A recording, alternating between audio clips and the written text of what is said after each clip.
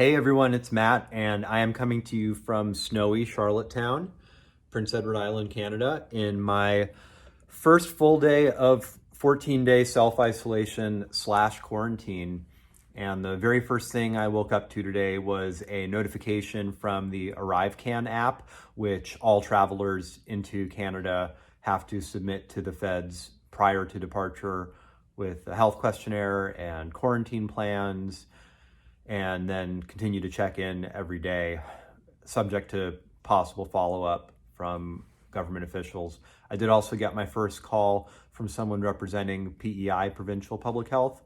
Interestingly, the phone number traced back to a company called Vision Research Inc., which is actually a market research and public policy polling firm, which makes sense when you think about it. They're asking a standard set of survey questions, and if I were to give a response that was outside of the expected norm, then they would probably escalate me to the real public health officials. But it seems like a smart way to essentially be a force multiplier with the really limited resources that are in this small province to contact trace and keep tabs on everyone. So seems pretty smart to me. But I wanted to really, hopefully fairly quickly touch on the fact that change is the only constant right now, and control freaks like me are not in control at all. The virus is in control.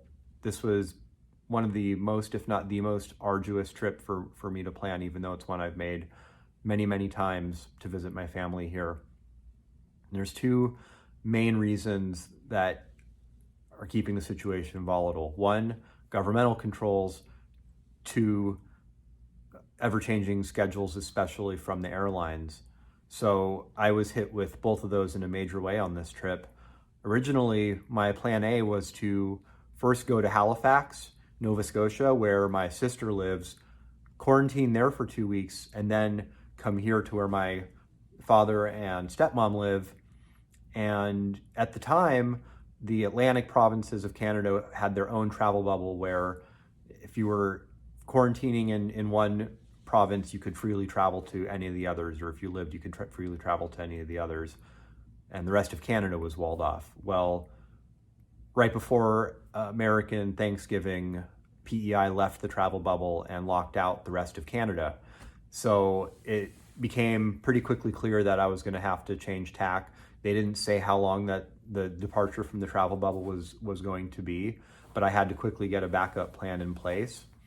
And I got the necessary pre-approval from the PEI government to do a quarantine and self-isolation here. And then as time went on and it became clear that it wasn't going to lift anytime soon, it would make no sense to do two separate quarantines. I wanted to do the mandatory federal quarantine concurrently with this one, and so I had to flip my plans to come here first.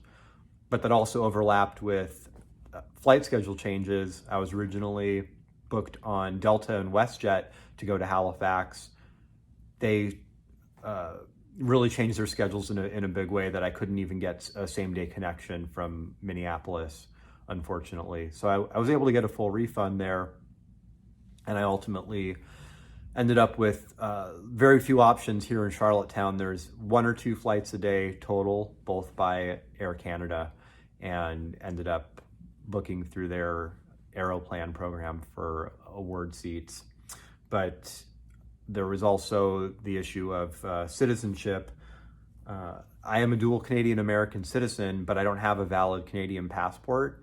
So I wasn't confident that I was going to be able to get in, even though Canada's own website says dual citizens need to have a valid Canadian passport unless you're also American. Maybe they were perhaps intentionally silent on that within their coronavirus restrictions and the way those were stated. But there was a carve out if you had immediate family who were Canadians in Canada. And so that was going to sort of be my backup plan if I was pressed. That evaporated as well a couple weeks ago when Canada redefined the meaning of immediate family to exclude a non-dependent adult child such as myself. But every indication was that I would be good to go with my proof of Canadian citizenship. That was indeed the case. I am here and arrived just fine. And then there was a last minute curveball with the UK variant of the virus that's been surging probably worldwide, and it's just recently being detected. Canada is compelling all air travelers to have a negative PCR test within 72 hours of travel. They made this announcement on December 30th, and I was leaving on January 1st, but they didn't announce exactly when it was going to come into effect, just that it would be very, very soon. So that set off a lot of confusion.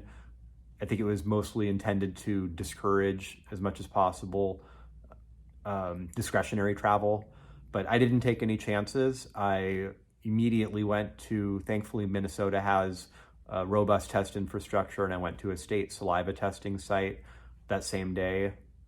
They processed the samples through a company called Vault Health, which the state of Hawaii also uses as one of their approved providers if you're trying to travel to Hawaii, since they turn the samples around pretty quickly. So thankfully I got my negative test result back on New Year's Eve, and then I traveled on New Year's Day. And then the last curveball, of course, was the weather. The snow you're seeing out here followed me from the Midwest, and I was supposed to leave Minneapolis late morning on New Year's Day. Saw the night before that the weather was coming in, went to bed early, woke up early just to be safe. Sure enough, flights in the afternoon were starting to cancel, and I wanted to be proactive and change my flight to leave earlier and get ahead of it. And it's a good thing that I did, because if I hadn't done that, I would not have gotten here yesterday, and that would have set my schedule back for having to quarantine, and who knows where I would have been stuck. I think certainly being stuck in an airport right now is no one's idea of a good time. So I'm really glad I made it. Having a good day so far, and I think the only other novel thing about the experience in terms of border crossing that I hadn't experienced before was once I got here to Charlottetown, there's a little international arrivals area, which instead of being staffed by the feds is just being staffed by the provincial public health workers to make sure that everyone arriving indeed has the proper approvals from the province and verify everyone's quarantine plans. So I had no problem crossing the border at all. The citizenship was a non-issue.